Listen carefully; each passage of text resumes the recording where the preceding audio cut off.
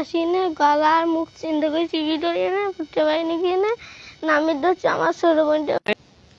কিন্তু আমাকে ফোন করে বললো যে আপনি তাড়াতাড়ি বাড়িতে আসেন। আমরা কিন্তু ওই মুহূর্তে তখন কোনো গাড়ি নেই, রিক্সা ভ্যান নাই, তখন একটা মোটর সাইকেল নিয়ে আসি এই মন্দিরের গেটে। আমি খালি নামলাম মোটর সাইকেল থেকে, উনি আমার ওই জানলা ভাঙি বাইরে আমার ধারাম করে একটা গুড়ি দিছে। গুড়ি দেওয়ার সাথে উনি জানলা ভাঙি বাইরে পালাইছে। সেটা উনি আউয়াল, ওনার নাম হচ্ছে আউয়াল, এই হাসমালায় বাড়ি। মানে আমি এখন আমার পান নাই, তো আমার বাবার বাড়ি কিন্তু পাশে।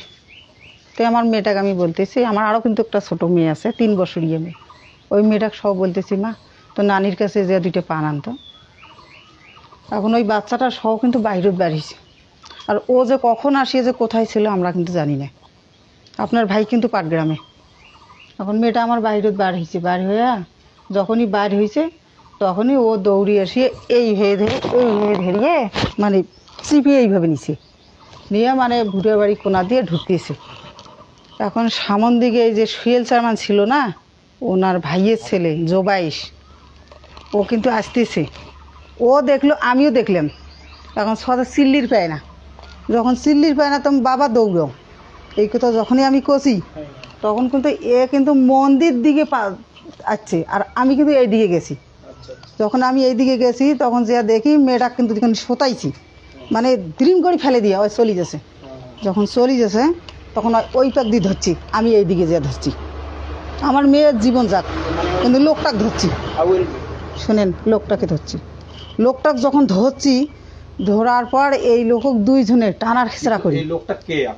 এই লোকটা মাছের দোকান করে আউয়েল, ওনাকে আমরা চিনি, এবং উনি অনেক কয় জায়গায় এইরকম ঘটনা ঘটাইছে। মানুষ লজ্জার খাতিরে কিছু বলে নাই। এবং আমার বাড়ির যে এই ঘটনাটা ঘটাইছে এর আগে 5 দিন আগে এই পাশের বাড়ির একটা ঘটনা ঘটাইছে। এই 5 দিন হইল, আর এই 6 দিনকার দিন আমার বাড়ি ঘটনা ঘটাইল।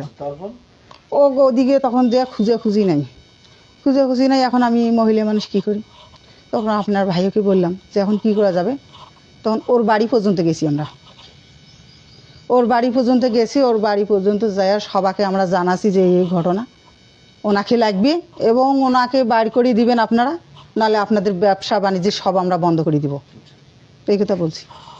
এখন ওরা কইছে কি যে ও বাড়ি এসে নেই, এখন কোথায় গেছে আমরা জানি না।